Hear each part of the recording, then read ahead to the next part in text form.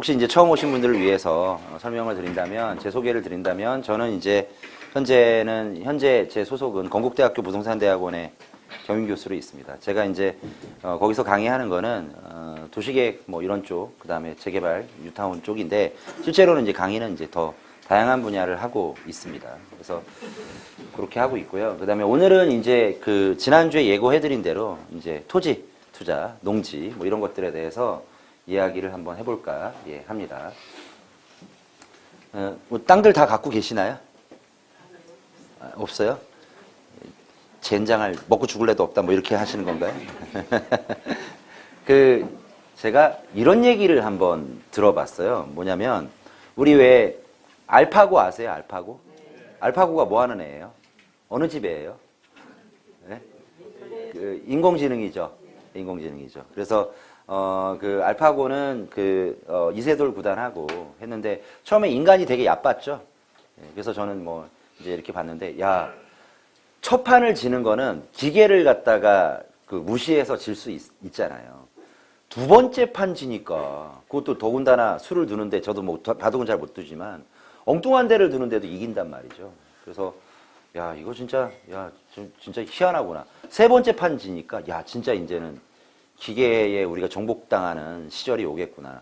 네 번째 판, 한 판 이겼잖아, 한 판.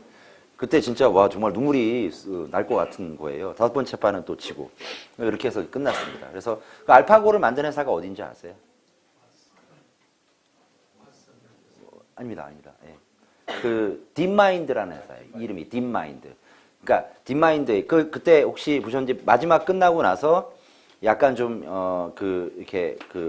약간 완전 서양 사람 같지는 않고 약간 키가 자그마하고, 그래서 그 사람 영국 사람이에요. 데이비드 허사비스라고 해서 그 사람이 알파고를 만든 사람입니다. 그래서 그 사람은 인공지능을 연구한 사람이고, 그 사람이 세운 회사가 딥마인드라는 회사고요. 그 딥마인드에 또 모 회사가 있어요. 위에 거기가 구글이에요.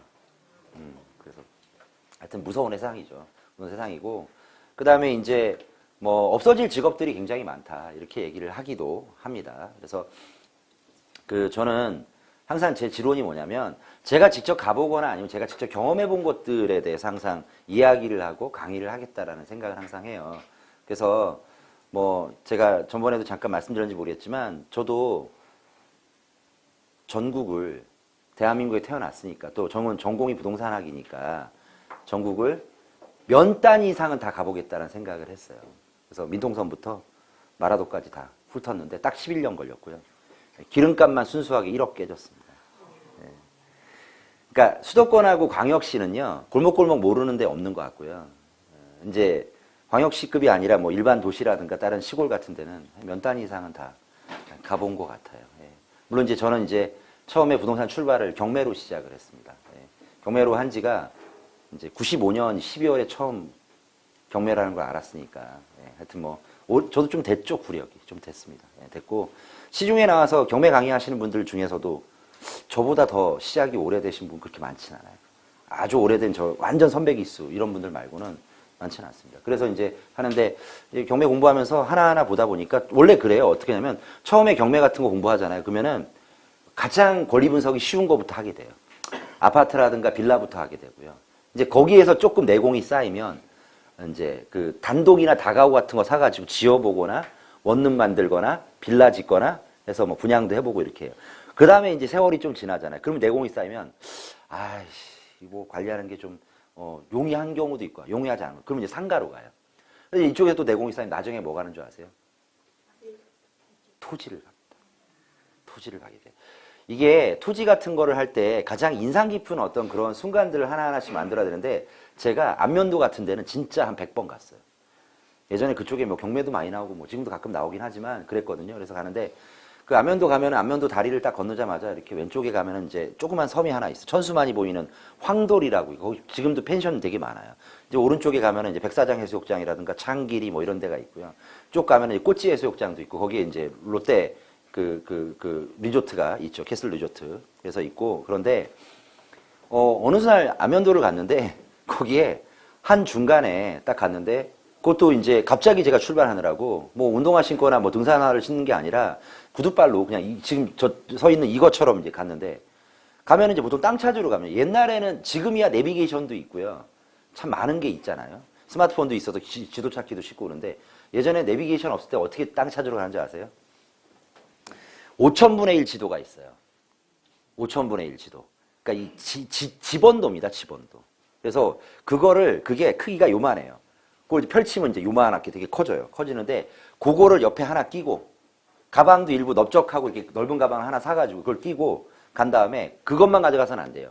5만분의 1 지번도를 가져가야 돼요. 그러니까 지형도를 가져가고 인근에 있는 지형을 찾고요. 그 다음에 마지막으로 뭐냐면 지적도를 갖다가 1200분의 1로 발급을 한 다음에 그걸 가져간 다음에 나침판을 놓고 그렇게 찾아야 됩니다. 근데 어느 날은 땅 찾는 게 굉장히 힘들어요. 예전에는. 그래서 어느 날은 10군데 땅을 보러 가면 적어도 2~3군데는 허탕을 치고 와요. 결국에 땅을 못 찾고 오는 거예요. 가장 어려운 게 임야 찾기가 제일 힘들고요. 네, 그렇습니다. 그래서 그렇게 이렇게 다녔는데 어느 날은 그 안면도 갔더니 그러니까 저기 밭 한가운데 딱 들어갔는데 비가 쏟아지기 시작하는 거예요. 폭포같이. 가져갔던 모든 그 서류들 이런 것들이 다 젖어가지고요. 완전히 다 어그러져 버렸어요. 그래서 보이지도 않고요. 다 없어져가지고 그랬는데 나올래니까 전부 다 진흙바닥이 된 거예요. 구두가 빠지기 시작하는데 결국엔 나중에는 어떻게 해보다가 안 되니까 포기를 했어요. 그래서 구두발 벗고 양말도 벗고 진흙을 질퍽질퍽하면서 나왔던 기억이 나는데 사실은 그러한 진한 기억 하나가 계속 이런 쪽을 열심히 공부하고 할 수 있었던 원동력이 될 것 같아요.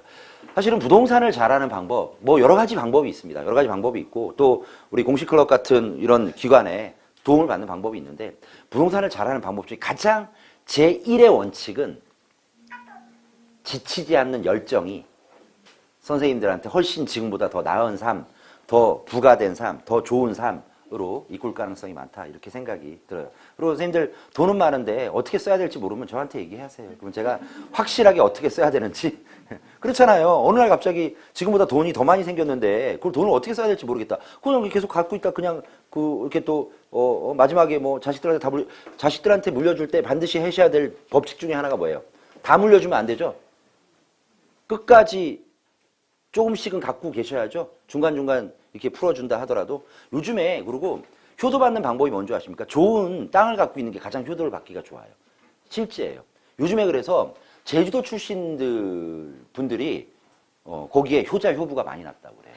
그쪽에 땅값이 많이 올라가지고 옛날에 그전에는 세종시 근처에 살던 분들이 효자 효부가 많이 나고 그전에는 충남 당진 송악이라든가 이런 지역에 효자 효부들이 많이 났다고 그래요. 하여튼 그런 거 아닙니까? 그래서 그렇잖아요. 우리가 다 알다시피 옛날에는 안 그랬는데 처음 결혼할 때는 안 그랬는데 요즘에는 그 여시 같은 며느리가 전화도 너무 자주 하고 아유 어머니 진지 드셨어요 그러면서 그게 다 뭐야? 땅 때문이야. 그리고 아까 제 말이 틀렸나 나중에 한번 생각해 보세요. 그렇다니까요. 예, 그래요. 제 주변에 어떤 분들이 그런 얘기 한 줄 아세요? 기계가 만약에 지배하는 세상, 그런 세상이 오면 유일하게 믿을 거는 땅 하나밖에 없다. 왜? 정 안 되면 여기서 내가 내 발로 밟을 수 있는 땅이 하나 있으면 거기서 채소를 길러 먹고 쌀이라도 길러 먹고 그럴 수 있으니까. 이런 얘기입니다. 아파트를 투자해서 돈을 벌 수도 있고요. 상가를 투자해서 돈을 벌 수 있고요. 일종의 소규모 시행 같은 거라든가 이런 걸 해서 돈을 벌 수 있는데요. 제가 지금 보기에는 제가 맨 처음에 우리 시장에 대한 얘기들 하고 했을 때 그때 개근하신 분은 기억나실 거예요. 우리나라 시장에 있어서의 부동산 시장의 소위 말하는 유동성 장세는 끝났다. 그러니까 아무 부동산이나 사도 다 오르는 시기는 끝났다. 이렇게 얘기를 했어요. 그럼 우리 뭐 사야 되냐? 그래서 우리가 지역을 알기 위해서 여러 가지 이러한 지역들을 한번 보세요. 꼭 중심부에서 가까운 데를 사세요. 그 다음에 가급적 직장 많은 데 사세요. 여기 같은 논현동이니까 논현동 근처에 사세요. 이런 얘기를 했고 소위 말해서 강남 3구, 4구 이런 데 가까운 데 사세요. 안 되면은 한강에 가까운 지역을 선택하세요. 이런 얘기를 했는데 그건 지역에 대한 얘기고 종목을 선택해라 그러면 유일하게 내가 만약에 현재 가지고 있는 그 자산보다도 이게 곱절이거나 더 오르거나 이런 것들을 본다면 남아있는 파이는 토지밖에 없습니다. 예를 들어서 아파트 지금 20억짜리 사가지고 40억 되기 쉽지 않아요. 어떤 얘기인지 이해가세요? 그렇잖아요. 근데 토지는 어쩌면 그런 것들이 가능할 수도 있어요. 그런데 어쨌든 이런 것들을 하기 전에 왜 사람들은 아파트를 많이 사고 왜 사람들은 빌라라든가 원룸이라든가 아니면 상가 같은 것들을 먼저 보는지 아세요? 이유가 뭐냐? 토지에는 우리가 모르는 어려운 것들이 요소에 좀 들어있는 거예요. 이걸 어떻게 사야 되는지, 취득 조건은 어떤지 이런 것들인데 오늘하고 다음 주 2회에 걸쳐서 그런 것들을 해결하는 시간을 가져가게 될 거예요. 선생님들이 알고 있는 기존에 있는 뭐 토지라든가 아니면은 뭐 토지를 사는 조건이라든가 이런 것들이 기존에 예전에 알고 있던 것들이 바뀐 게 되게 많아요. 그런 것들도 이번 기회에 한번 머릿속에 정리하는 시간 되셨으면 좋겠습니다. 아시겠죠? 네.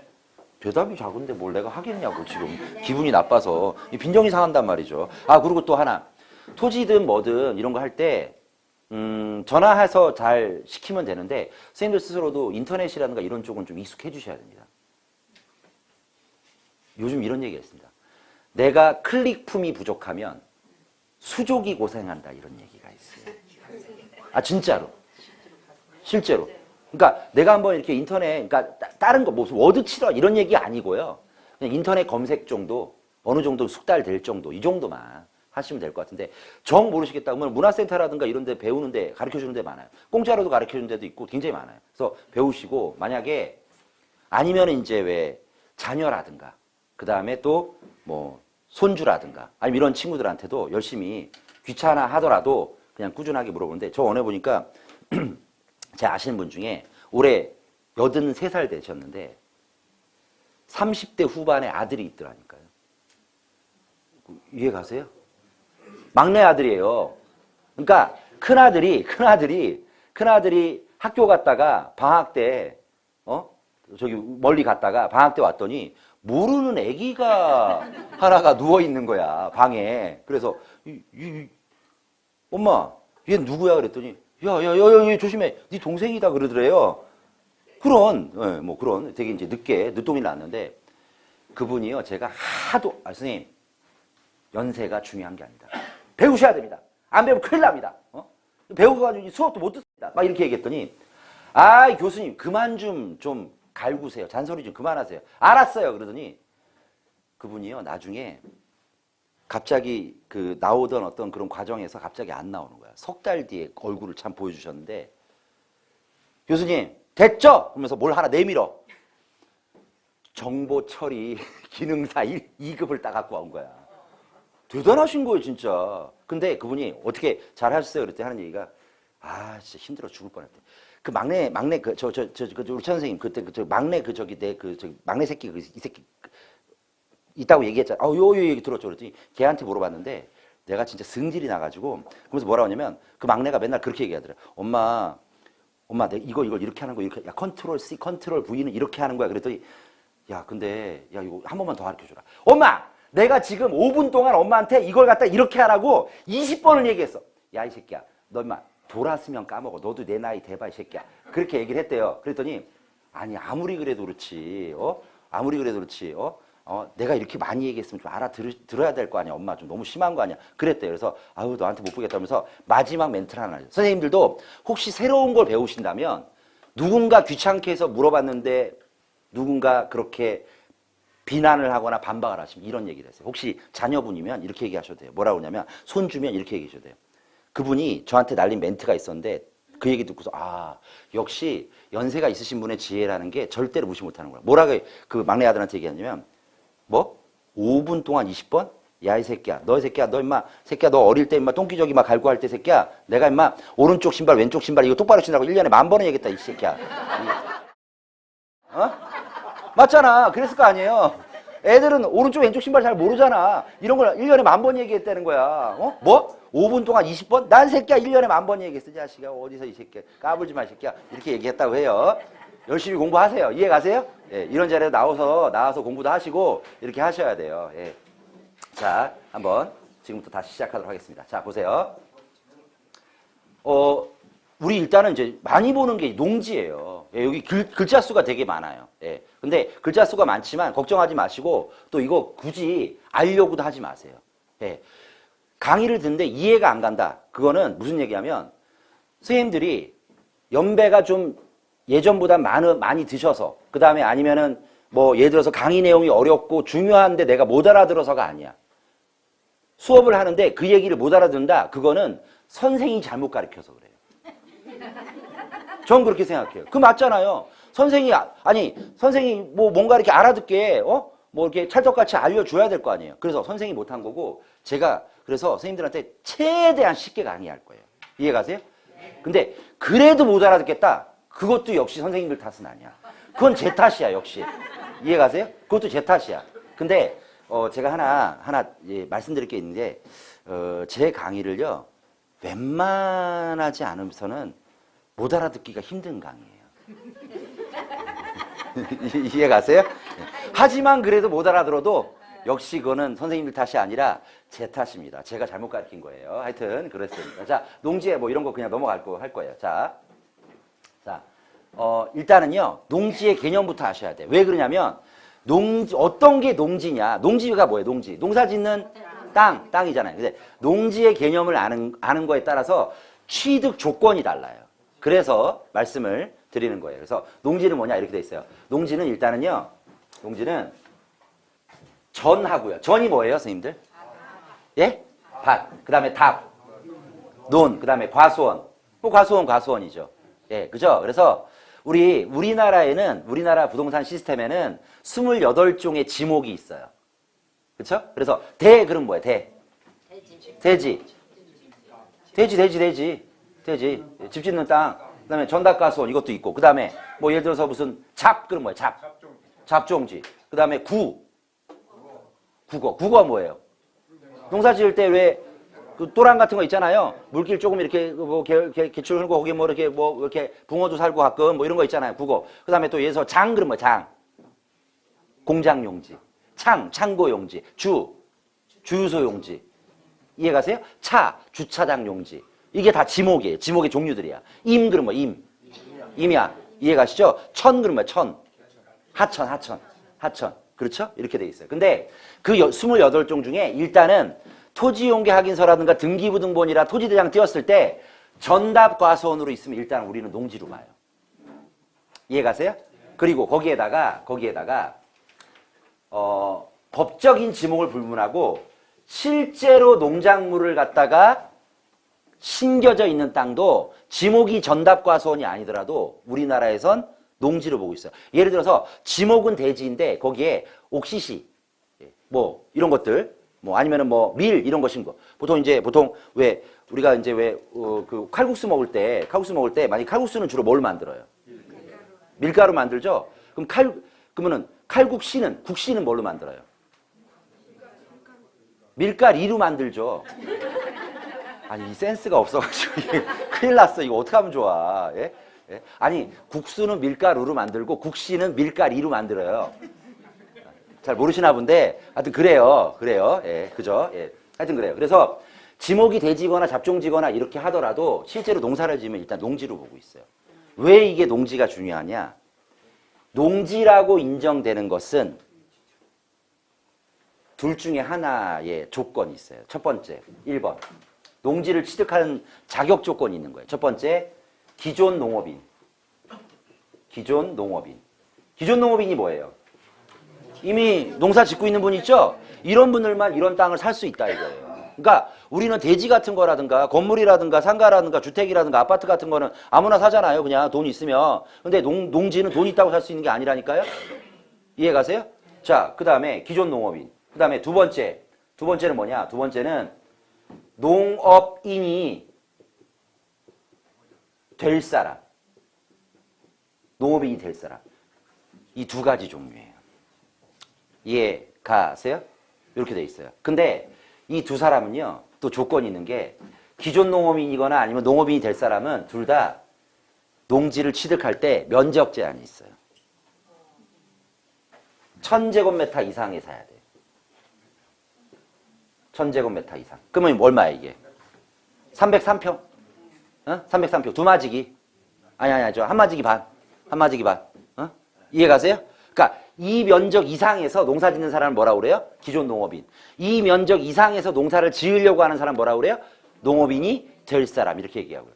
근데 그러면은 그냥 우리 조그맣게 해서 이렇게 사가지고 나중에 농사 좀 짓다가 거기다 집 짓고 뭐 이렇게 할 건데 그러면은 1000제곱미터 303평이 안 되는 거 못 사냐? 그건 아니야 또. 예외 규정이 있어요. 그래서 뭐라고 하냐? 1000제곱미터 미만.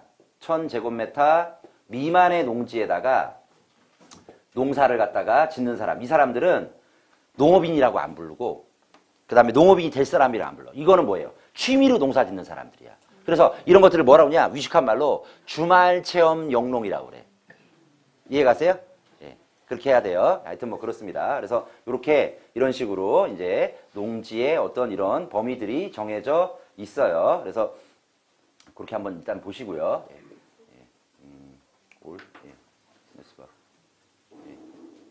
예. 예. 자, 그 다음에 계속 이제 농사를 짓는 행위가 어떤 거냐 한번 보는 거예요. 목초, 종묘, 인삼, 약초, 잔디, 조림명, 묘모, 가수, 뽕나무, 유실수 뭐 이런 것들이 있어요. 그 다음에 토지의 계량서. 유지가 있는데 유지가 뭐예요, 선생님들? 유지가 뭐예요? 이게 흐를 유자에다 못지자를 쓰는 거예요. 저수지라든가 연못 같은 거를 유지라고 하죠. 그런 것도 이제 있어요. 그 다음에 이런 뭐 양배수시설, 수로, 농로. 수로는 뭐죠, 선생님들? 수로? 이렇게 왜 농가 논 사이에 이렇게 밑에 디귿자 거꾸로 뒤집힌 디귿자 모양으로 파져가지고 시멘트 콘크리트 말아가지고 거기다 이렇게 물 흐르고 이런 게 이제 수로 있죠. 농수로 같은 거 있죠. 그 다음에 농로는 뭐예요? 농로? 요거는 예? 길이에요? 지을 때 예를 들어서 내가 생산을 하면 거기에다가 예를 들어서 1톤 트럭이라든가 이런 거 가가지고 뭐 이렇게 추수한 거 이제 가져오기도 하고 거기서 또 이제 뭐 승용차도 지나고 트럭도 지나고 이런 길이 있죠. 보통 색깔이 이제 아스팔트는 안 돼 있고 대부분 세멘트, 콘크리트 이런 걸로 포장길로 되어 있죠. 여쭤볼게요. 농로가 길이에요? 자, 보세요. 선생님들, 여기 지금 제목이 뭐라고 돼 있어요? 농, 지혜, 범위죠. 농로는 길이 아니에요. 제가 이 얘기 왜 드리냐면 시골에 가서 내가 농사 짓겠습니다. 농지를 사겠습니다. 투자 목적으로 뭔가 뭐 농지를 사겠습니다. 땅을 사겠습니다 했을 때 아무래도 이런 생각 하지 않으세요? 그래도 왜 길 없는 땅을 뭐라고 그래요? 맹한 땅? 맹지라고 하잖아요. 그럼 맹지는 사기 싫죠, 솔직히. 그래도 도로가 있는 땅을 사고 싶죠? 왜 도로에 있는 땅을 꼭 사셔야 되냐면 이유가 있어요. 평생을 농사를 거기서 짓는 분들이라 하더라도 잊지 마셔야 될 게 그럼에도 불구하고 이것들이 유사시에 어떤 시기에는 이걸 갖다가 농사를 안 짓고 예를 들어서 농지를 갖다가 다른 용도로 즉 대지라든가 이런 어떤 창고를 짓는다든가 집을 짓거나 전원주택을 짓거나 이렇게 하시려면 그런 것들이 모든 다 개발행위란 말이에요. 그러면 개발행위를 하기 위해서는 전제 조건이 뭐냐? 무조건 길이 옆에 있어야 돼요. 이해 가세요? 있어야 되는데 그 길은 건축행위가 가능한 또는 개발행위가 가능한 도로여야 되잖아요. 농로는 길이 아니라 그러니까 뭐냐면 눈으로는 길인데 이해 가세요? 눈으로는 길인데 개발행위가 가능하거나 집을 지을 수 있는 길은 아니다. 그러면 무슨 얘기냐면 딱 가가지고 길 붙은 땅 살 거예요. 그래서 그 지역에 있는 중개사님들한테 가가지고 이렇게 얘기를 했어요. 그랬더니 보니까 알겠습니다 하면서 이렇게 길 붙은 땅 농로 옆에 붙어 있는 땅을 사요. 그러면서 거기다 농사 좀 짓다가 거기다가 또 이제 나중에 이제 뭔가 창고를 한번 지어볼까? 그래서 임대를 한번 해볼까? 아니면 주택을 지어볼까? 주택 짓고 옆에다 텃밭 같은 데다가 전원생활을 즐겨볼까? 이렇게 생각할지 모르겠지만 농로 옆에 있는 붙은 길은 그런 땅은 개발행위 허가가 나지 않습니다. 어떤 얘기인지 아시겠어요? 정식길이 아니에요. 농로는 뭐라고요? 농지의 범위일 뿐이다. 이렇게 보시면 되시겠습니다. 제방길 같은 것도 혹시 아시죠? 제방 있고 그 제방 옆에 길이 있잖아요. 그것도 역시 진짜 길이 아니라 제방도 역시 뭐예요? 농지의 범위의 일종이다.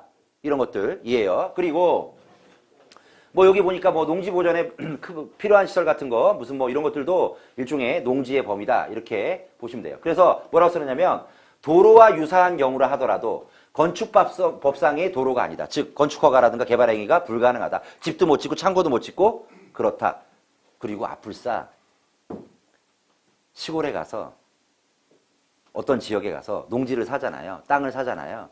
그럼 길 붙은 땅 보여달라면 해서 길 붙은 땅 보고서 그 길 붙은 땅을 보잖아요. 근데 진짜로 진짜 백이 길에 붙어있는 그 비율이 50%가 안 돼요.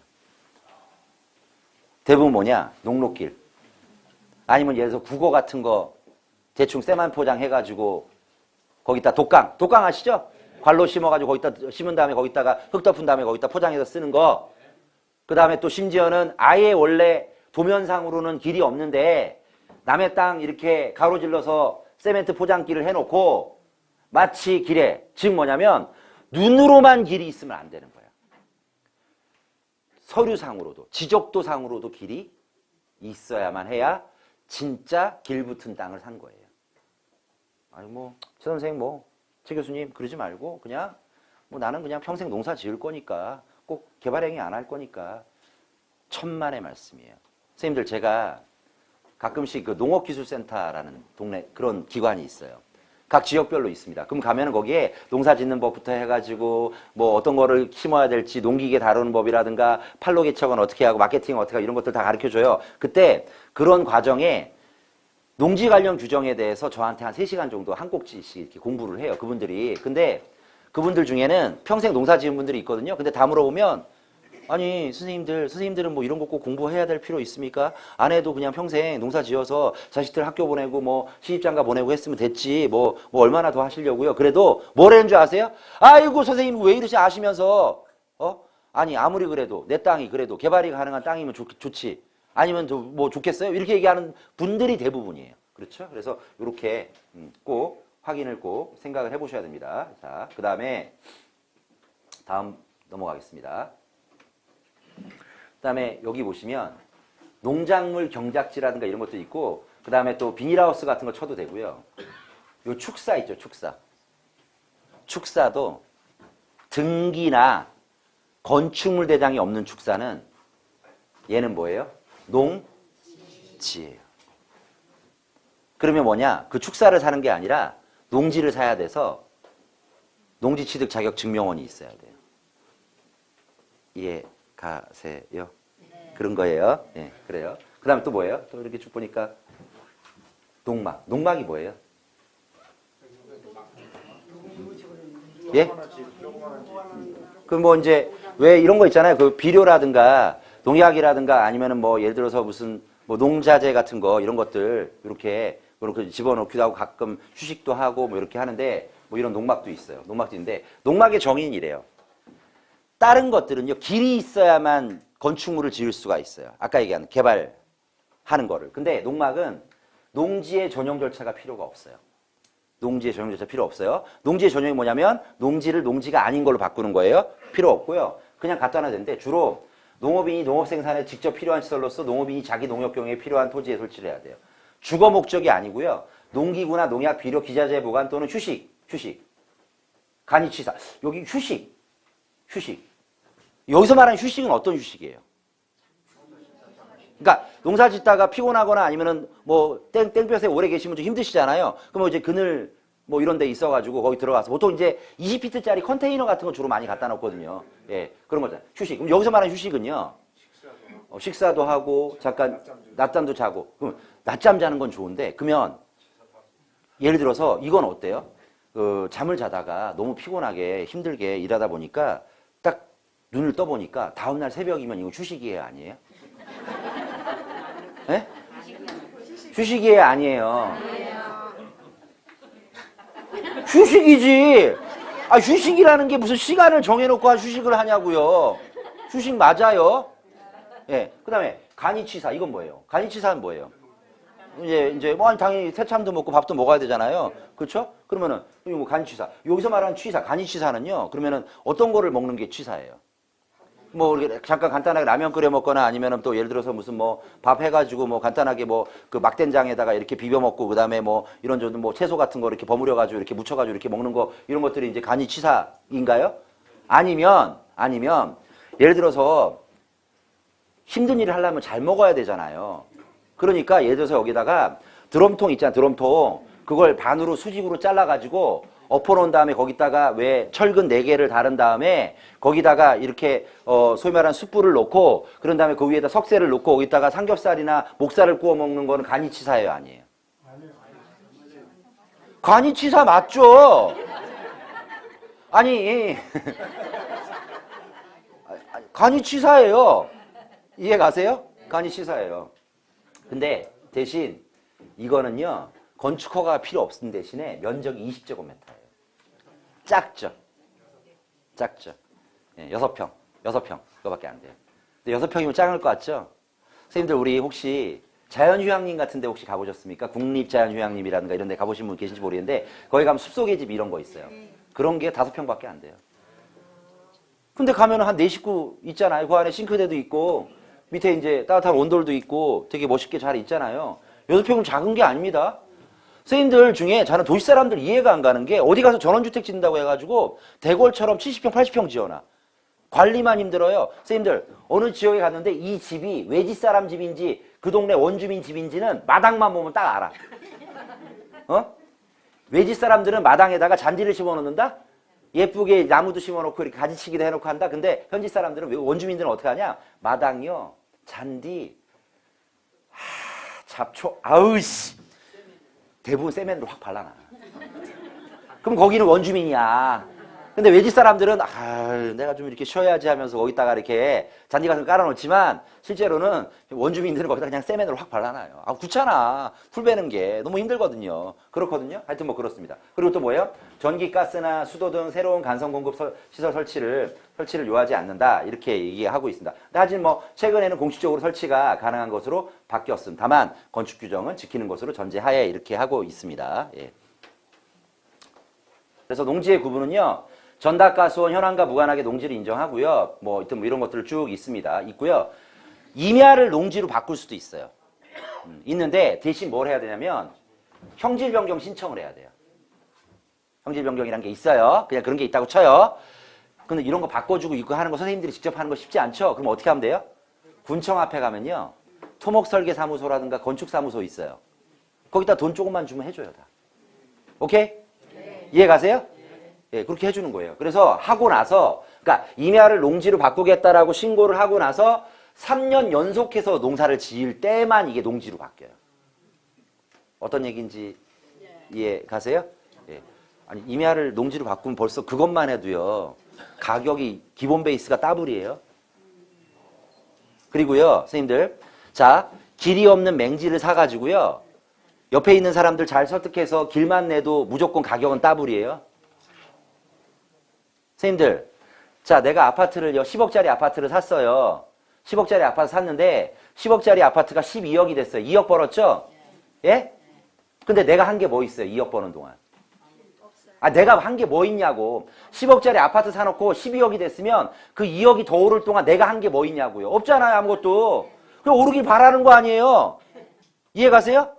근데 얘들은 달라요. 내가 노력하에 따라서 얼마든지 가치가 올라가요. 내 노력하에. 되게 정직해. 애들이. 아파트는 안 그렇죠. 사놓고 오르기를 기다려야 되잖아. 그리고 나만 오르는 거 아니지? 옆집, 뒷집, 아랫집, 윗집 다 오르는 거잖아. 나만 잘 먹고 잘 사는 게 아니야. 근데 얘는 그게 가능해. 농지. 그렇습니다. 관심을 지금부터 많이 가져보세요. 물론 이미 갖고 계신 분도 계시겠지만 그렇습니다. 그래서 이런 식의 것들이고요.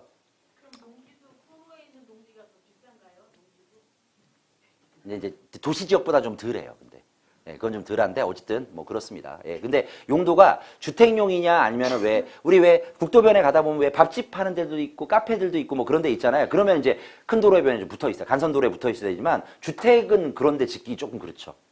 시끄러우니까. 그럼 이제 동네 안쪽으로 올라간다든가 이런 것들 땅을 좀 용도에 따라서 좀 보셔야 될 것 같기는 해요. 자, 그 정도 하고요. 네. 자, 넘어가도록 하겠습니다. 자, 여기서 아까 우리 농업인 봤었죠? 농업인은 누구라고요? 농사 짓는 사람이죠? 그 다음에 또 뭐예요? 농업인이 될 사람도 된다고 그랬죠? 근데 면적은 얼마 이상 갖고 있어야 돼요? 1000제곱미터.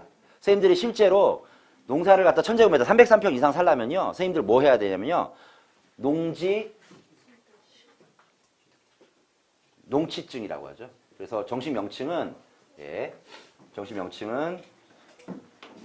농지, 취득, 자격, 증명원 이렇게 얘기하죠. 예. 해당 관서에 가면요. 면사무소라든가 읍사무소라든가 이런 데 가서 해당 부서에 가면 농정과 농직의 농치증 담당자 찾으면 그쪽에 양식이랑 다 있어요. 있는데 어떻게 하냐면 이게 조건부예요. 항상. 뭐냐면 계약서를 가져가서 농지를 샀다 그러면 계약서를 가져가서 그 계약서 가지고 가서 여기다가 그 계약서를 가지고서 그 해당 관서에다가 농지증 신청서를 써요. 쓴 다음에 그 다음에 이제 작성을 하고요. 이렇게 하는데 선생님들이 여태까지 한 번도 그러고서 이제 거기서 이제 심사를 통과해요. 이게 증명원을 신청하고요. 민원 처리 기간이 5일 이내에 발부하도록 돼 있어요. 그 다음에 이거를 발부받아서 등기소에 내야 등기가 나와요. 어떤 얘기인지 이해가세요? 예. 근데 제가 이런 얘기 하니까 선생님들 어떤 지금 의문을 갖고 계시냐면 내가 농사를 지어본 적이 없는데 농지 증명원을 갖다가 이걸 떼주나? 어떤 분은 아직까지 오해하고 있는 게 농지 원부가 있어야 농지를 취득할 수 있는 거 아니야. 이렇게 생각하는 분이 있어요. 그거 철폐됐어요. 예? 지금 아무나 사요. 아니 머리털 나자마자 바로 처음부터 농업인인 사람이 누가 있어? 농부인 사람이 누가 있어요? 그런데 대신 이제 물어는 보겠지. 이거 작성할 때 이렇게 농사를 지으시려고 하는데 여태까지 농사 안 지어 보셨는데 어떻게 농사를 어떻게 잘 지을 자신 있습니까? 그럼 뭐라고 얘기해야 돼요? 네? 열심히 하겠다고 해야지. 그리고 여기에 보면은 뭐 쓰는 게 있냐면 영농계획서라고 있는데 이거 별거 아니에요. 별거 아닌데 거기에 이제 이런저런 어떤 사업계획 같은 거 이렇게 간단하게 쓰는 게 있어요. 진짜 간단한데 거기다 예서 뭐 장비 같은 거 앞으로 구입 예정 장비 이런 거 쓰라는 거 있어요. 근데 그것만 조심하면 돼. 구입 예정 장비에다가 뭐 호미, 낫, 세스랑 오한마 이런 거 쓰면 안 돼요. 그냥 경운기 써. 그냥 경운기 쓰고 근데 경운기 그 앞으로 구입 예정이라고 써놓고서 나중에 등기를 취득해놓고 등기하고서 경운기 안 사면 어떻게 돼? 살려고 했는데 사람이 사정이 바뀔 수 있는 거 아니야. 그런 거 아니겠어요? 그럴 수 있잖아요. 예? 그럴 수 있죠. 그래서 그리고 또 어떤 분들은 왜 그 농지를 살려면 그 동네 살아야 되는 줄 알고 있어. 그게 뭐냐면 통작거리 제한이야. 통작거리. 통작. 그러니까 실제로 그 작물을 심는 데로부터 뭔가 내가 거주지로부터 가까워야 된다. 아니면 연접 시군구나. 그게요. 96년 1월 1일부로 폐지됐어요. 네?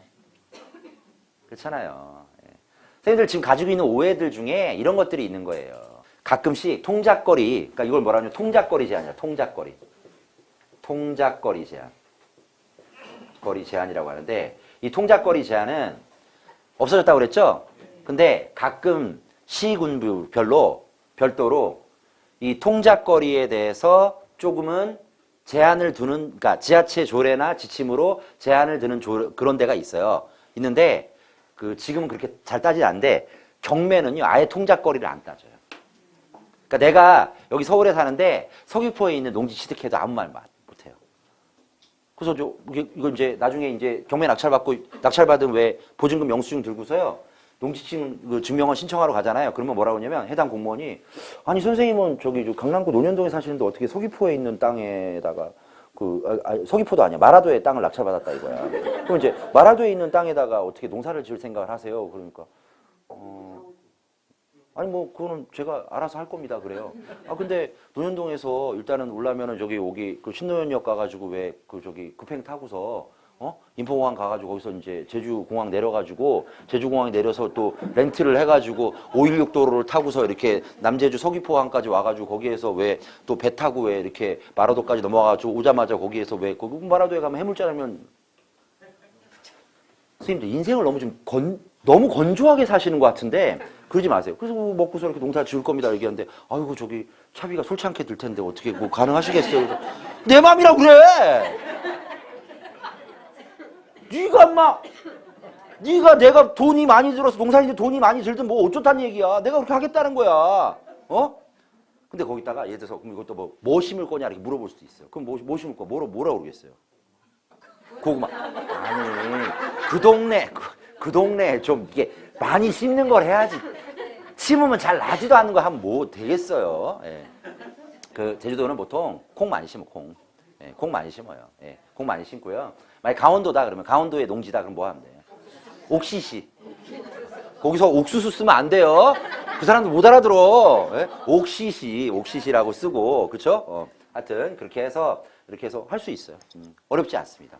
진짜 어렵지 않아요. 예, 어렵지 않고 그다음에 이제 이런 어떤 취득하는 어떤 그런 것들. 근데 여기서 보면은 이제 뭐라고 되냐면 뭐 몇 가지들이 있잖아요. 그래서 1000제곱미터 이상의 농지에서 농작물, 다년생 식물을 경작도는 대신 1년에 1000제곱미터 이상의 땅에서 90일 이상 농사를 지어야 돼요. 90일 이상. 농사를 지어요. 90일 이상. 그러면은 90일이면 되게 좀 되게 오래된 것 같죠? 1년이 52주예요. 어? 토일 하면 그것만 해도 104일이고 공휴일 같은 거 다 포함시키면 우리나라 이게 실제로 쉬는 날이요. 거의 한 130일 가까이 돼요. 90일. 그 날짜를 어떻게 해요? 예?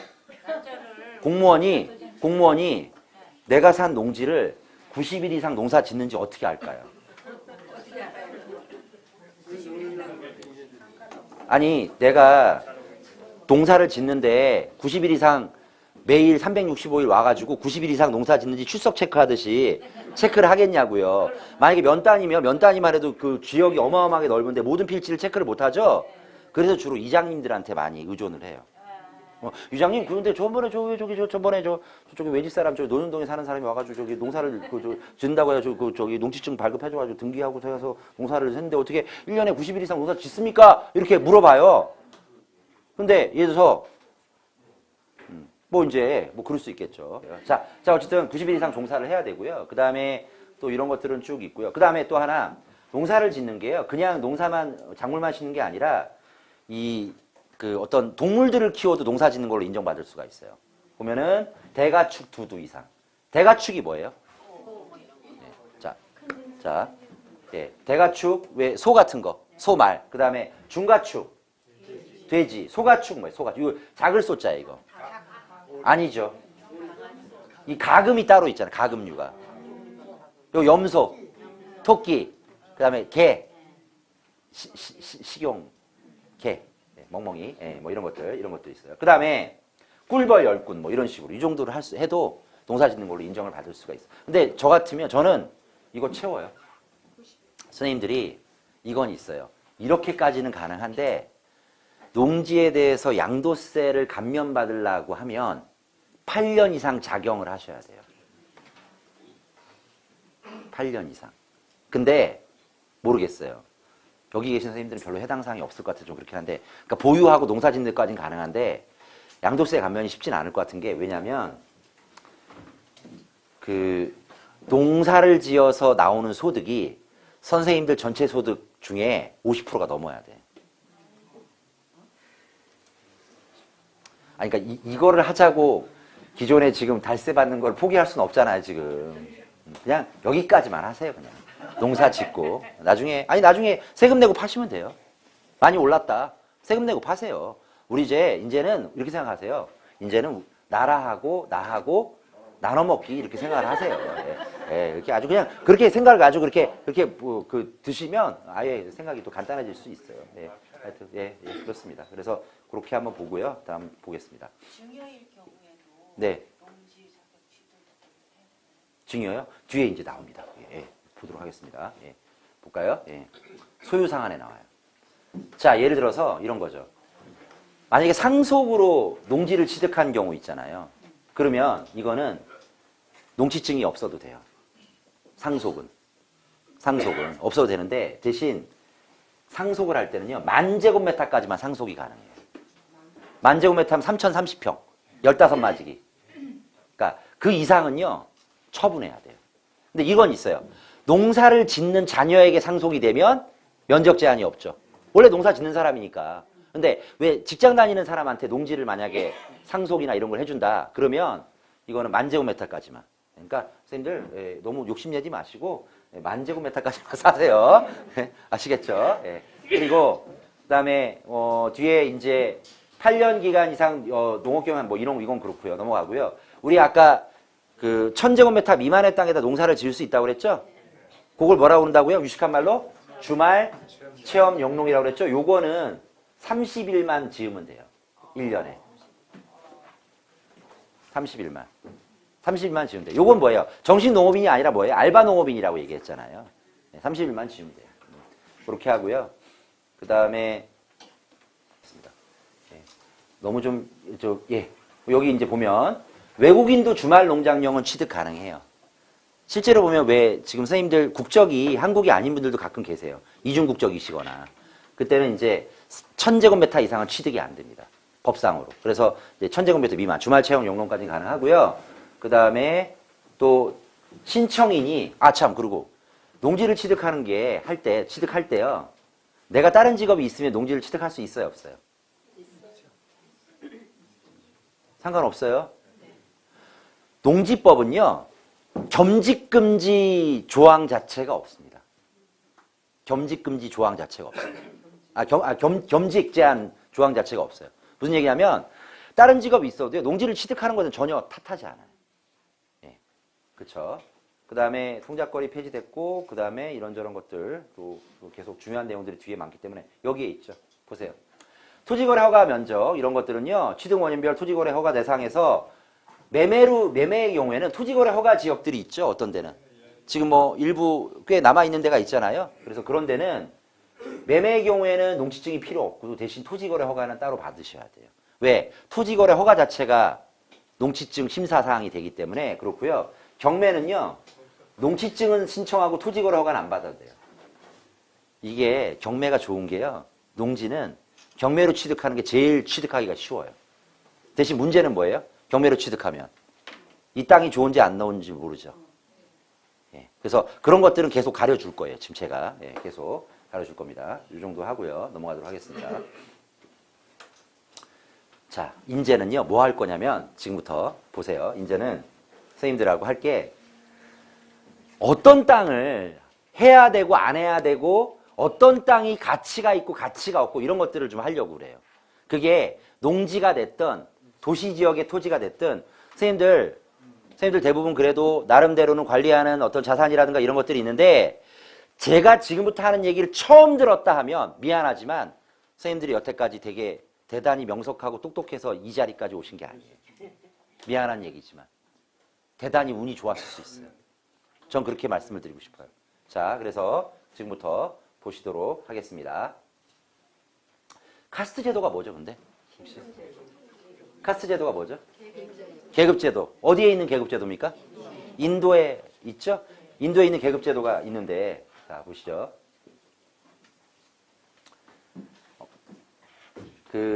우리나라는 부동산에 대한 모든 어떤 그런 개발 가치라든가 이런 것들을 용도 지역이라든가 이런 걸로 지금 나눠주고 있거든요. 그거는 아시죠, 선생님들? 도시지역에서 2종 일반 주거지역하고 3종 일반 주거지역하고 둘 중에 어떤 게 더 좋은 겁니까? 예? 그건 당연히 아시죠? 준주거하고 3종은요? 준주거하고 상업지역은요? 상업지역. 이건 있죠? 그래서 그 정도는 쉽죠? 근데 농지 같은 건 그건 아세요? 예. 그걸 하려고 하는 거예요. 그거. 예. 예. 절대 농지요? 절대 농지 요즘 그런 말 안 씁니다. 예. 아예 그건 없어진 용어예요. 예. 예, 그렇습니다. 그래서 이거에 따라 가격 차이가 존재하는데요. 한번 보시죠. 자, 뭐냐면 이런 거죠. 제가 가끔 기가 막힌 게 뭐냐면 땅이 이 중에서 제일 좋은 땅은 무슨 지역이에요? 자연환경 보전지역, 농림지역, 관리지역, 도시지역, 농림지역 이렇게 있는데 이 중에서 도시지역. 예? 도시지역이 제일 좋죠. 그러면 도시지역 빼고는요? 그 다음 치는 관리지역이요? 관리지역은 종류 3개 뭐 있어요? 예? 계획관리, 생산관리, 보전관리 이렇게 있어요. 그렇게 있어요. 예, 그렇게 있는데 만일에 선생님들 요 계획관리 지역에 요런 땅이 있어요. 친구가 샀어요. 근데 보니까 옆에 있는 땅도 대단히 좋아 보여요. 그래서 요 땅을 샀어요. 근데 얘는 족보가 달라요. 그렇죠? 근데 대부분 가서 땅을 어떻게 사냐면 이런 걸 안 따지고요. 어떻게 사냐면 가서 그냥 좋은 땅이라고 얘기하는 땅 옆에 있으면 좋은 땅이야. 무슨 얘기냐면 여름에 펜션을 갔는데 펜션을 지은 땅 옆에 있는 땅이 양지 바르고 좋아 보여서 그 땅을 샀더니 거기 펜션을 못 짓는 땅일 수도 있죠. 중요한 건 눈으로 보는 것도 중요하지만 토지용 계획이라든가 이런 것들을 통해서 이런 것들을 확인하지 아니하시면 미안하지만 돈 내버리는 행위가 되세요. 그 얘기를 지금 계속 하려고 하는 거예요. 자, 그렇고요. 자, 그 다음에 뭐 요거는 아시죠? 용적률을 아세요? 용적률? 요거 좀 정리 좀 할게요. 다 아시겠지만 용적률은 뭐예요? 건물의 총 면적의 대지 면적에 대한 백분율인데 즉 뭐냐면 100평의 땅이 있으면 용적률이 200% 지역이면 건물을 몇 평까지 지을 수 있다? 200평. 그쵸? 그럼 다 아시죠? 지어보신 분들 많으니까. 자, 만약에 100평의 땅인데 용적률이 800%다 그러면 건물을 800평까지 지을 수 있죠? 그렇죠. 그런 거죠. 예. 그래서 보통 도시지역에서는 용적률이 높으면 부동산의 효용과 가치가 크다 이렇게 얘기를 할 수가 있고요. 그 다음에 이게 용적률이죠. 그래서 뭐 이런 거보다는 요게 더 좋은 땅이다 이렇게 얘기를 하잖아요. 예, 간단히 넘어가겠습니다. 건폐율은 뭐죠? 자, 대지 면적에 지을 수 있는 최대 1층의 면적. 2층, 3층 안 따지고 지을 수 있는 최대 1층 바닥 면적. 이게 뭐다? 건폐율이잖아요. 왜 이거를 정리하고 가야 되냐면 도시 지역에선 용적률이 중요하고 비도시 지역에선 시골에선 건폐율이 훨씬 더 중요해요. 그래서 그런 거예요. 그래서 그런 거예요. 자, 만약에 예를 들어서 자 보세요. 일반적으로요. 강남이라든가 아니면 서울 지역 같은 경우는요. 이종 일반 주거 지역이 용적률이 200%입니다. 그러면은 200%니까 200% 땅에다가 그러니까 100평의 땅에다가 200평까지 지을 수 있다는 뜻이잖아요. 그러면요. 그리고 만약에 뭐 예를 들어서 서울 지역이 2종 일반이다. 그러면 2종 일반 주거 지역 같으면 보통은 건폐율이 60%고요. 그다음에 용적률이 200%란 말이에요. 이렇게 돼 있거든요. 이렇게 돼 있습니다. 그런데 이런 상황에서요. 그럼 어떻게 지어야 돼요? 만약에 100평의 땅이 있다면 땅이 100평이다. 그러면 여기에 1층이 몇 평? 예? 60평. 2층은 60평. 그 다음에 3층은 60평. 4층은 20평 남죠. 이거 아시죠? 물론 이거보다 더 못 지을 수 있어요. 사선 제한이라든가 이런 것 때문에. 그럴 수 있죠. 자, 그런데 3종 일반 주거 지역이면 서울에 3종 일반 주거 지역이면 건폐율이 50%예요. 그리고 용적률은 250이란 말이에요. 그러면 자 1층에 만약에 100평이다 그러면 1층에 몇 평? 50평. 그죠? 2층에 50평, 3층에 50평, 4층에 50평, 5층에 50평. 5, 25. 이렇게 돼 있죠? 대신 3종이 도시역에서 3종, 2종이 3종이 2종보다 더 좋은 것은 요 용적률이 높기 때문에 건물을 더 많이 짓고 소위 말해서 임대 면적이 넓기 때문에 이게 더 좋은 거잖아요. 근데 시골에선 이렇게 높게 지을 이유가 별로 없죠. 이해 가세요? 그래서 지금 이걸 하는 거예요. 예. 자, 그래서 건폐율은 뭐 이런 것다. 여유로워서 좋아. 네? 준주거요? 여기 있잖아요. 여기 70%. 근데요, 이거는요.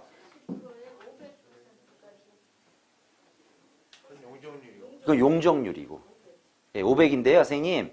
지금 이거는 법에 있는 내용이고요. 제가 명백하게 뭐 어떻다라 얘기할 수 없는 게 지자체별로 이게 조례가 다 달라요.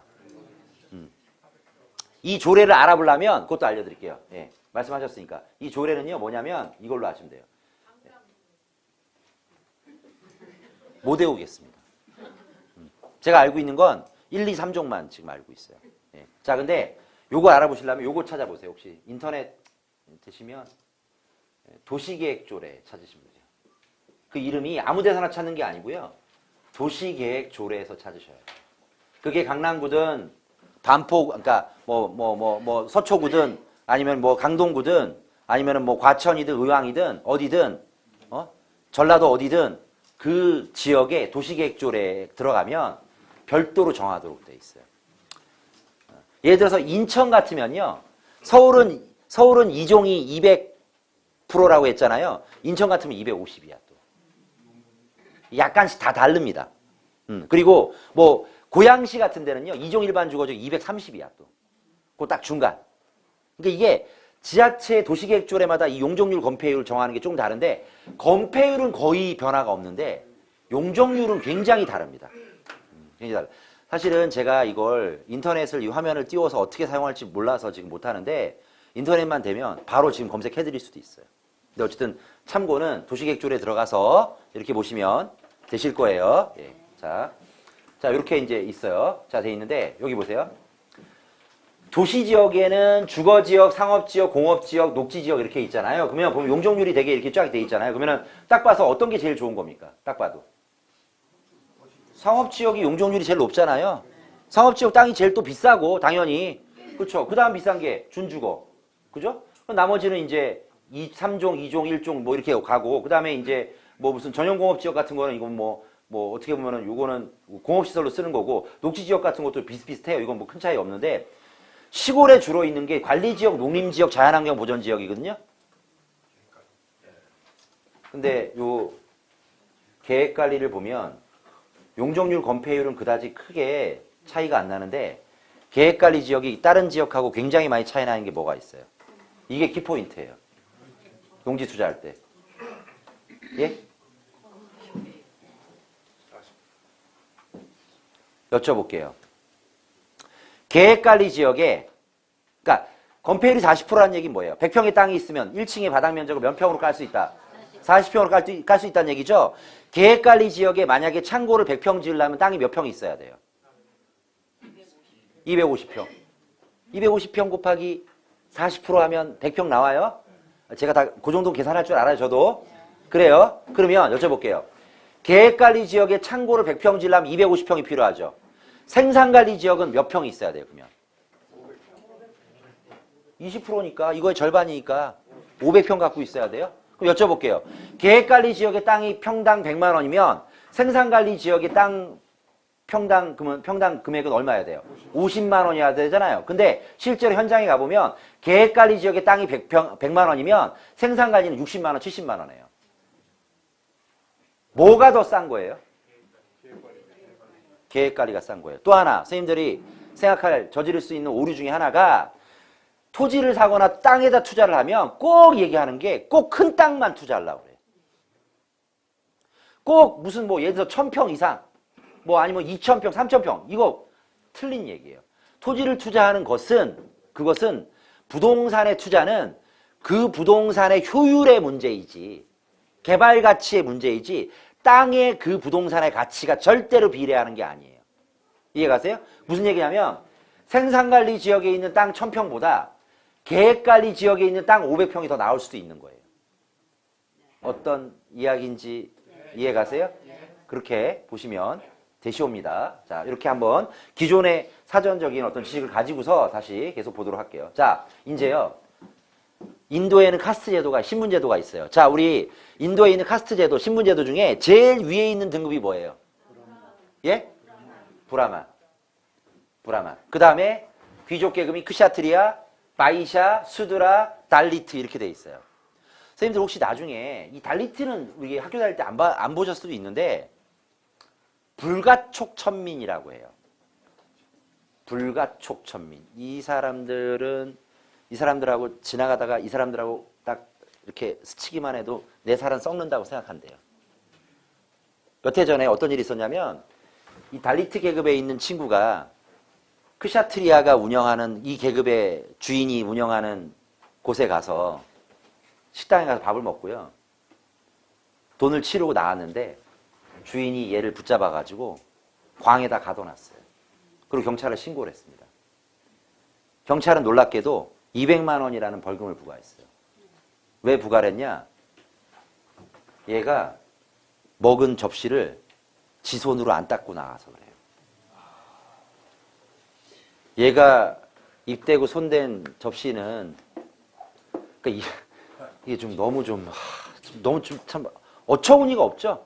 근데 어쨌든 이런 게 있고요. 그 다음에 또 혹시 옛날에 무한도전에 그 유재석하고요 광이라는 친구가 인도에 가서 촬영한 그 프로그램이 있었는데 그때 왜 빨래터에서 이렇게 빨래하는 장면이 있었는데 그 빨래하시는 그 직업이 이쪽 계급 평생 진짜 완전히 천대받는 이런 계급인데 근데 이쪽에도 지금 보면은 되게 공학도라든가 아니면 박사라든가 이 사람 많이 나와서 부자가 된 사람도 있는데 여전히 결혼이라든가 이런 걸 할 때는 이런 걸 좀 따져요, 진짜로. 따집니다. 자, 그런데 우리가 이런 것들을 이런 제도가 있다라는 게 참 이런 지구애적인 인류애적인 생각에서는 좀 말도 안 되는 거긴 한데 문제는 우리나라의 토지들도 이렇게 나눠져 있어요. 그러니까 저는 어렵게 설명드리려고 하는 게 아니라 그냥 딱 이렇게 요 등급은 이해 가셨죠? 그래서 토지용계 확인서라는 게 있어요. 이따 나중에 볼 거예요. 그거 봤을 때 거기에 주소를 그 땅을 딱 쳤을 때 아하, 요렇게 나오면 요거는 브라만이구나. 오케이? 요렇게 나오면 얘는 크샤트리아구나. 요렇게 나오면 평민이구나. 이렇게 나오면 천민이구나. 요렇게 나오면 달리트구나. 이렇게 구분하자 이거예요. 왜냐? 토지용계 확인서에 나와 있는 그 소위 말하는 무슨 지구, 무슨 지역, 무슨 뭐 이런 거 있잖아요. 이런 게 얼마 안 돼요.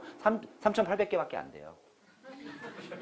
응? 그리고 그 3,800개 법률을 다루는 법률이 280개 정도 됩니다. 저도 그거 다 하는데 15년밖에 안 걸렸어요. 네? 그러니까 딱 그것만 보면 아 여기 무슨 땅이야. 아 여기는 집 지을 수 있어 없어. 뭐 이런 것들 아는데 굉장히 오래 걸렸단 말이에요. 심지어 도로에 대한 법 280개 중에 도로에 대한 법이 18개가 있어. 그 중에 18개 중에 12개가 지방도로고 6개가 국가도로야. 네? 그리고 그 280개 법률 중에 물에 대한 법률이 한 13개 정도 있습니다. 네? 물. 그 중에 9개가 민물이고 4개가 짠물에 대한 법이에요. 우리가 이거 다 하려면 너무 힘들잖아요. 땅 하나 사는데 고시공부 할 거야 저처럼 예를 들어서 안 하잖아요. 강의하실 거 아니잖아요. 그럼 뭐 해야 돼요? 그냥 단순하게 분류해가지고 이 5가지 등급으로 나눠가지고 아 얘는 이렇게 아 좋은 땅이야. 얘는 꽤 좋은 땅이야. 얘는 보통 땅이야. 얘는 좀 안 좋은 땅이야. 얘는 그지 같은 땅이야. 이렇게만 구분하면 되잖아요. 가장 빈도수 높은 것만 그런 거 하려고 하는 거죠. 한번 보실까요? 자, 부동산에도 정해진 신분과 고정된 운명이 있다. 이렇게 얘기를 하는 거예요. 그래서 용도 지역별 용적률, 건폐율, 개발 가능한 용도가 모든 것을 결정하는데 자, 먼저 이거부터 하셔야 돼요. 잊지 마십시오. 선생님들 남한테 의지하지 마시고요. 아니면 남한테 시키더라도 알고는 계셔야 되는 게 토지이용규제 정보서비스라는 인터넷 사이트가 따로 있습니다. 이렇게 생겨먹었어요. 공짜야. 선생님들 예전에요. 토지이용계획 확인서 또는 도시이용계획 확인서 별도로 수수료를 주고 뗐어야 돼. 관공서에서. 그 다음에 또 개별공시가 확인원 지적도 별도로 관공서에 다 띄웠어야 돼요. 그랬는데 지금은 실시간 공짜예요. 선생님들이 만약에 땅을 보고 오잖아요. 주소만 기억하고 오세요. 응? 무슨 군, 무슨 면, 무슨 리, 몇 번 지 이것만 기억하세요. 그리고 또 하나 선생님들이 이미 보유하고 있는 토지가 있으면 그 토지의 주소만 알고 여기에 딱 들어가서 조회하시면 돼요. 그래서 여기 들어가서 요거 딱 누르면 토지용계획 열람 딱 누르면 화면이 이렇게 바뀌어요. 검토를 해요. 그래서 주소를 딱 치잖아요. 열람 딱 누르면 이렇게 떠요. 우와, 뭐가 엄청나게 많죠? 이걸 다 하겠냐고요. 다시 한번. 3,800개나 된다니까요. 그 정도 되는데 우리 다 알 수 없잖아요. 내가 투자를 하는데 필요한 지식 몇 개만 알면 되잖아요. 그래서 아까 이렇게 분류를 하는 거예요. 그래서 이렇게 나옵니다. 그리고 나오고 그다음에 또 하나는 요게 뭐예요? 지역, 지구 등의 지적 여부고 그 다음에 여기에 이제 도시지역, 일반상업지역, 일종 지구단위계획구역, 도로 이렇게 되어 있어요. 제가 보기에는 모르겠어요. 선생님들이 이 정도의 디테일한 지식을 알고 있으면 강남권에도 저평가된 땅 찾는 거 그렇게 어렵지 않아요. 네? 쫙 이렇게 지식을 안다라는 게 이런 게 뭐냐면 남들이 모르는 걸 이렇게 내려다보면서 쫙 이렇게 볼 수도 있어요. 사실은 저는 그 맛에 공부했어요. 어쩌면. 자, 그 다음에 여기 밑에는 이제 또 나오는 게 뭐 이런 식으로 이렇게 나오고요. 그래서 이런 밑에 뭐 가축사육 제한구역. 여기 보니까 한번 해석 한번 해볼까요? 가축사육 제한구역. 이 땅은 여기가 종로구 익선동인데 이 땅은 가축사육 제한구역. 여기는 소돼지 말 못 키운다. 물론 종로에서 어떻게 키워요. 어쨌든 설정돼 있고요. 그 다음에 대공방어 협조구역. 이 근처에 적어도 대공포라든가 이런 게 있는 거야. 어디에? 가까이에. 그리고 또 여기에 소위 4대 문안 도시계획조례 또 문화재 보호 영향 검토구역. 이 근처에 비각이라든가 이런 게 어디 있는 거야. 그 다음에 또 여기에 또 과밀억제권역. 과밀억제권역 뭐냐면 서울시 전체가 과밀억제권역이에요. 그래서 이제 이런 아주 과밀억제권역, 수도권 정비계획법. 그 다음에 상대정화구역. 이건 뭐냐? 상대정화구역이란 뜻은 학교로부터 학교 담벼락에서 200m 이내에 이 땅이 있다는 뜻이에요. 예. 이거 다 하려면 힘드세요. 하지 마세요. 알 필요도 없어요, 선생님들은. 자, 나중에 뭐 이런 거 잘하는 사람한테 시키면 될 거 아니에요. 그런데 우리도 알고 있어야 되니까. 자, 예. 불암한 계급 이제 갑니다. 도시지역에. 어디서부터? 도시지역. 도시지역의 카스트 제도. 자, 이건 뭐니 뻔히 압니다. 저 뭐예요? 가장 좋은 게 뭐예요? 무조건 상업지요. 왜? 용적률이 제일 높으니까. 많이 올릴 수 있으니까. 이해 가세요? 이거 간단합니다. 이거 어렵지 않아요. 그 다음에 크시아트리아. 크시아트리아는 뭐예요? 귀족. 이 정도 하죠. 뭐. 준주거하고 3종 일반 주거 지역 하죠. 좋은 땅이다. 도시지역에서는. 그 다음은 바이샤, 평민. 2종 일반 주거 지역, 1종 일반 주거 지역. 선생님들 이번 기회에 정리하십시오. 언제까지 이런 것도 모르고 그냥 남들이 잘 꼬시는지 못 꼬시는지 사기를 치는지 어떻게 알고서 맨날 그렇게 사실 거예요. 아니잖아요. 이번 기회에 정리하세요. 이번 기회에. 그래서 2종 일반 주거 지역, 1종 일반 주거 이 정도면 그냥 평민급이다. 자, 그 다음에 보세요. 그 다음에 수드라. 조금 안 좋죠? 천민. 1종 전용 주거지역, 2종 전용 주거지역. 아까 토지용 확인서, 토지용계 확인서 아까 왜 인터넷 사이트 들어가서 이렇게 주소만 입력하라고 그랬죠? 들어가 봤더니 이게 전용 주거지역이다 그러면 여기는 주로 뭐만 있는 거예요? 단독주택밖에 못 짓는 땅이죠. 원룸 못 지어요? 못 지어요. 아니, 그러니까 이런 거 사셔서 원룸 지을 거라고 해서 가지고 계시면 의미가 없는 거예요. 어떤 건지 아시겠어요? 예. 스님들 충분한 스님들 내공이면 다 아시는 줄 알았더니 처음 보는 눈빛이네 다. 이거 어떻게 하면 좋아 이거? 이거 어떻게 하면 좋아? 좀 알아야 뭐 면장을 할 거 아니에요. 예? 이거 어떡하지 이거? 큰일 났네. 자, 그 다음에 달리트라고 해서 제일 낮은 계급 있잖아요. 이거는 공원구역이나 개발제한구역 같은 거예요. 선생님들 그린벨트 사두면 그 근처가 개발되면 내 땅도 좋아질 거라고 착각하는 분들인데 천만의 말씀입니다. 그린벨트는요. 이전에 그린벨트 지정 전에 이미 대지였거나 그린벨트 지정 전에 집이 있었던 그런 땅을 제외하고 그 땅이 그린벨트 해제되는 유일한 방법은요. 그 지역이 신도시로 수용되는 수밖에 없어요. 수용되면 좋을 것 같으세요? 수용되잖아요. 수용가가 얼마인 줄 아세요? 매매가가 아니고요. 개별 공시지가의 기껏해야 1.2, 1.3 이 정도밖에 안 돼요. 미안한 얘기지만 정말 개값에 수용되거든요. 근데 그린벨트에 있는 땅인데 집도 없고 절도 없고 아무것도 없는 그냥 맨 땅, 농지 아니면 이런 땅인데 개가 해지가 되고 거기에다 집 지을 수 있는 땅으로 변하는 거 없어요. 오해하고 착각하지 마세요. 미안하지만 그린벨트에 토지를 갖고 있다면 죄송하지만 매각하는 게 원칙이에요. 별들 날 없어요. 근데 그린벨트에 땅 갖고 있다가 되게 돈 많이 벌었고 완전히 졸부가 됐다는 사람 있죠? 그건 뭐냐? 엄청나게 어마무시하게 많이 갖고 있으면 그럴 수 있죠. 옛날 배추밭, 옛날 땅콩밭, 옛날 파밭 이러면 그럴 수 있겠지만 그냥 뭐 몇백 평 뭐 이렇게 갖고 있는 거 돈 안 돼요. 미안하지만 돈 안 됩니다. 매도하시기 바랍니다. 매도하고 월세 달세 나오는 거 하든가 괜찮은 땅을 사시든가 이렇게 하시는 게 맞으세요. 네. 그 다음에 예, 선생님 지금 약간 제가 선생님들 몇 분은 지금 제가 약간 슬프게 해드린 것 같아서 죄송한데요. 약간 눈가가 약간 촉촉해지신 분이 계셨는데요. 죄송해요. 어떡할 수 없죠. 그렇다고 제가 뭐 할 말을 안 하면 되겠습니까? 예? 무슨 일이 있더라도 원래 입은 삐뚤어졌어도 말은 똑바로 하라고 그렇잖아요. 그죠? 자. 그 다음에 자 비도시 지역. 이제 토지 투자하는 거잖아요. 제일 좋은 거 첫 번째. 이유가 없어. 무조건 계획 관리. 자, 아예 나 귀찮아 그러면 딱 하나만 기억하세요. 자, 토지용계 확인서에 얘 족보가 계획 관리 지역이고 도로가 붙어 있는데 그 도로의 소유자가 국가나 지자체. 그러면 돼요. 그럼 실패하지 않습니다. 그러면 돼요.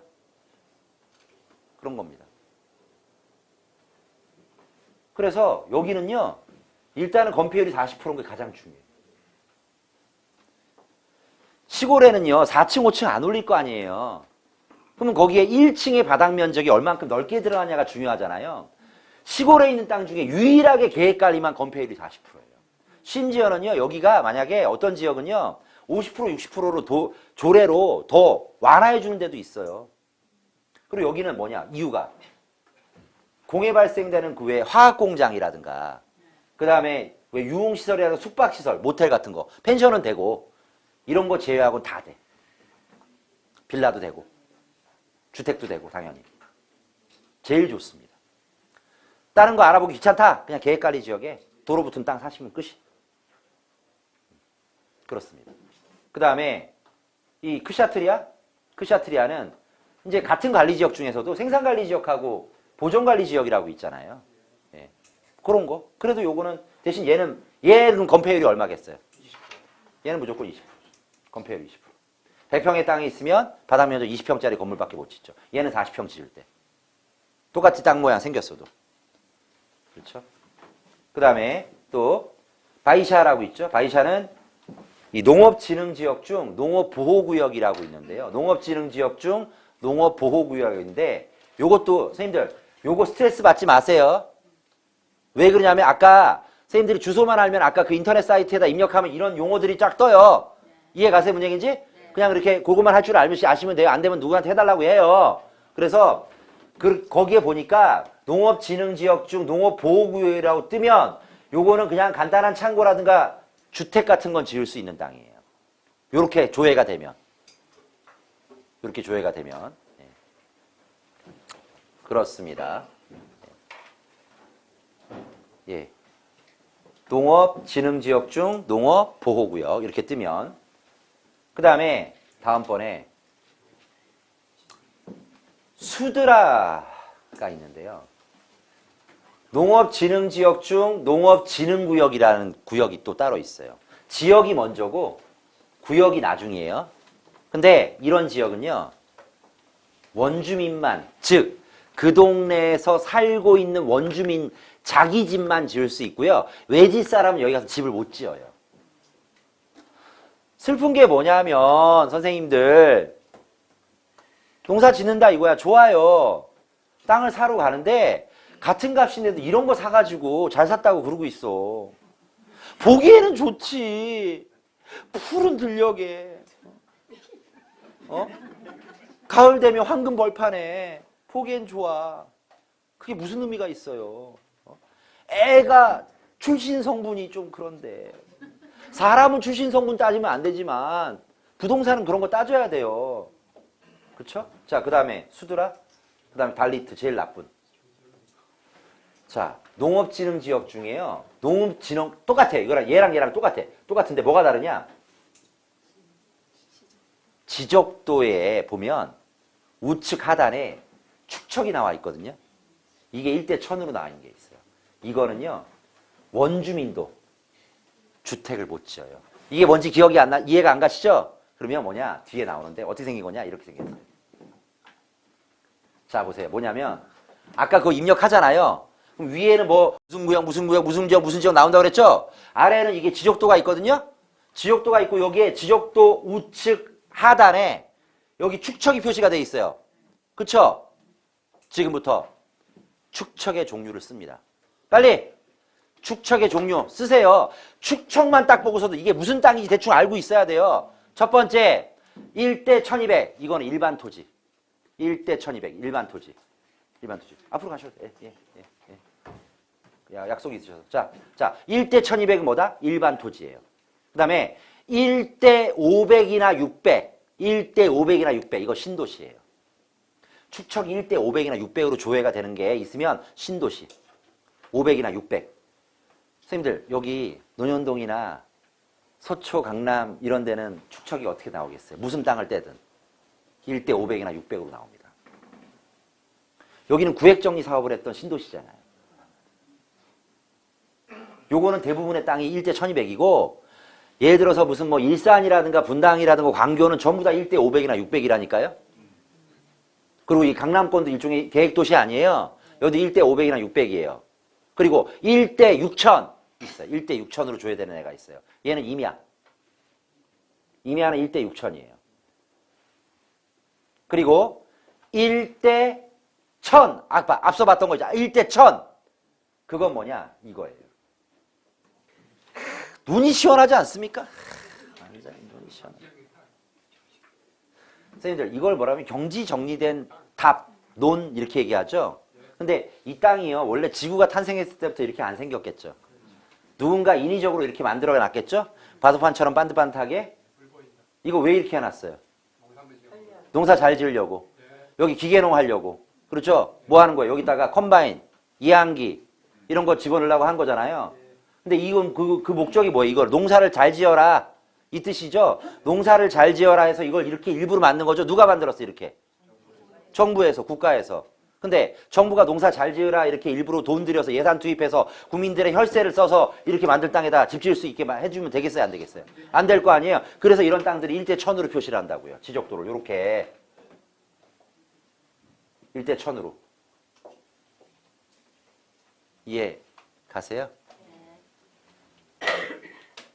전에 제가 어떤 지역의 농업기술센터에 가서 강의를 하는데, 토지 강의를 하는데 거기에 그 농사를 실제로 짓고 있는 분들이 오셨어요. 그날은. 근데 3시간 강의인데 강의 시간 중에 20분 앞에 수업만 하고요. 2시간 40분을 강의를 하나도 못했어. 왜냐? 전부 다 자기 갖고 있는 땅에 주소를 불러주기 시작하는 거야. 어? 근데 더 충격적인 건 뭐냐? 불러주는 땅의 주소를 입력할 때마다 그 주소에 입력하는 족족 다 1대 1000으로 뜨는 거야. 무슨 얘기예요? 거기는 개발이 안 되는 땅이란 얘기예요. 이해 가세요? 그 제가 위로를 해드렸다니까요. 선생님들 그러지 마시고, 선생님들 어차피 거기서 평생 농사 짓고 조상 때부터 농사 지었던 분들 많이 계실 거 아닙니까? 그러니까 거기서 뭐 이렇게 뭐 계속 농사 짓고 그동안 계속 하시고 이렇게 하시면 되지 뭐 그게 또 이렇게 뭐 개발이 가능한 땅이거나 집을 지을 수 있는 땅이거나 이런 거 무슨 상관이 있으십니까? 그랬더니 아니 그러면은 최 선생 같으면 그런 생각 하겠니? 그랬더니 제가 뭐라고 그러냐면 아니죠. 그랬어요. 맞잖아요. 그렇습니다. 그렇습니다. 그래서 이런 것들을 볼 때 지적도도 보고 이런 것들을 앞에서 있는 설명했던 것들. 자, 우리 기억해야 될 게 뭐죠? 자, 일단 농지에서는 농지를 취득할 수 있다 없다? 있다. 있다. 내가 직업이 있어도 있다. 할 수 있다. 그 다음에 내가 다른 동네 살아도 할 수 있다. 그 대신 농지는 1000제곱미터 이상을 취득을 해야 한다. 해야 한다. 해야 한다. 1년에 120일 이상 농사를 지어야 한다. 하지만 1000제곱미터 303평보다 작은 농지도 취득할 수가 있다. 그런 것들을 유식한 말로 주말, 체험, 영농이라 한다. 그거는 1년에 30일만 농사 지어도 된다. 이거예요. 그러다가 그게 가격이 오르면 너무 좋겠다. 그 얘기 아니에요 지금. 그리고 심지어는 농막 같은 거에 활용도 가능하다. 그렇죠? 충분히 뭔가 내가 되게 재밌는 삶을 살 수도 있다. 그 다음에 또 이런 것들을 봤을 때 토지이용계 확인서, 즉 토지이용 정보 시스템 들어가서 주소를 입력하면 이러이러한 것들이 나오는데 그중에 가장 좋은 게 농지 같은 경우 뭐다? 계획관리지역이다. 그 다음이 생산관리보전관리고 그 다음 밑에가 농업진흥지역 중에 농업보호구역이다. 그 다음에 농업진흥지역 중 농업진흥구역이다. 거기까지는 원주민까지는 집을 지을 수 있는데 좀 전에 봤던 1대 1000으로 줘야 되는 것들은 원주민도 집을 지을 수가 없다. 일단 그런 것들 조심하자. 근데 이것만 조심해서 되느냐. 자, 선생님들. 이게요. 어떤 조각가가 있는데 정말 멋진 어떤 멋있는 조각상을 만들었다 이거예요. 근데 이렇게 멋진 조각상을 만들었더니만 얘를 질시하고 시기하는 사람이 뭐라고 그러냐면 야, 네가 한 게 뭐 있어. 원래 이 조각상은 있잖아. 원래 요렇게 생긴 네모난 돌에 원래 있었던 거야. 원래 이렇게 있었어, 너. 있었다니까, 원래? 이렇게? 그 네가 한 건 뭐야? 여기 있는 걸 갖다가 이렇게 떼어낸 것 뿐이야. 근데요, 그 말이 맞을 수도 있어요. 선생님들, 부동산 투자라든가 농지라든가 아니면 토지 투자를 할 때요, 어떤 땅이 좋으냐도 중요하지만요, 이런 걸 삭제를 하고 이걸 떼어내면 나머지는 좋은 거예요. 이해가세요? 그래서 그 떼어내기에 대한 것들은 언제 하느냐? 지금은 못하겠다 이거지.